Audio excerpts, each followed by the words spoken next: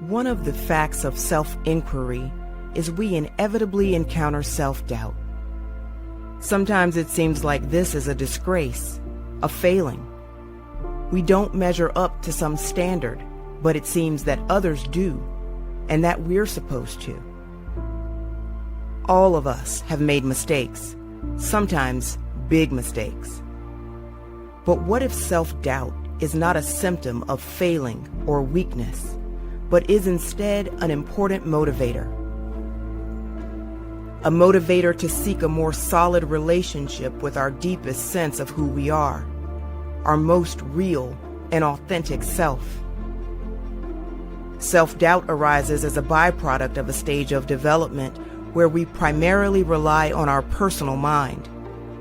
This is the part of the mind that we have developed since infancy, partly from our own nature and partly from our interaction with the circumstances and events of our lives, and partly from the incredibly varied feedback we get from others as we navigate life. Self-doubt exists because this level of our mind is not equipped to resolve the core existential issues of life, and yet, at first, it is all we know.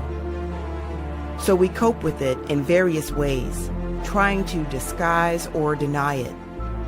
Indeed, it is a difficult and painful experience. We betray ourselves, and yet it persists. At some point, perhaps, we gain the courage to face this dilemma. Often there are new behaviors we need to adopt. But more than this, as our self-honesty grows, we recognize the myths we have created, and they become less and less convincing.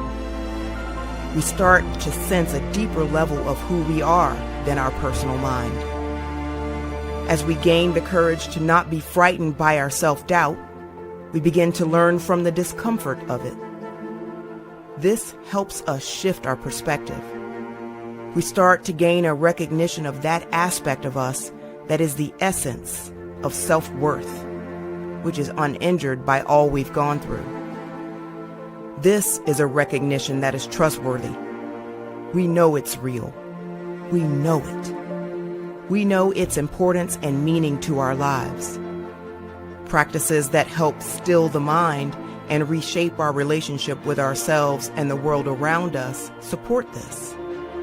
As we test this, as we learn how to become increasingly self-honest, this trust grows and self-doubt begins to recede in light of this growing experience.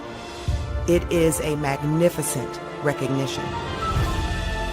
The remarkable grace of this process is it relies entirely upon a person's willingness and ability to be self-honest, to acknowledge a reality that is already there.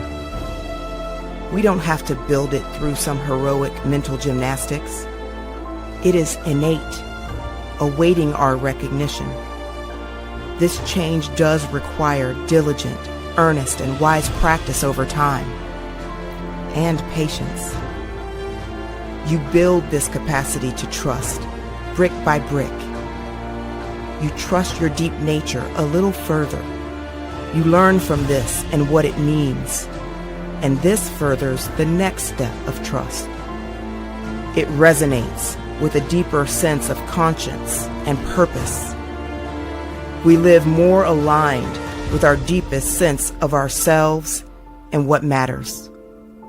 This, at last, is something worth doing.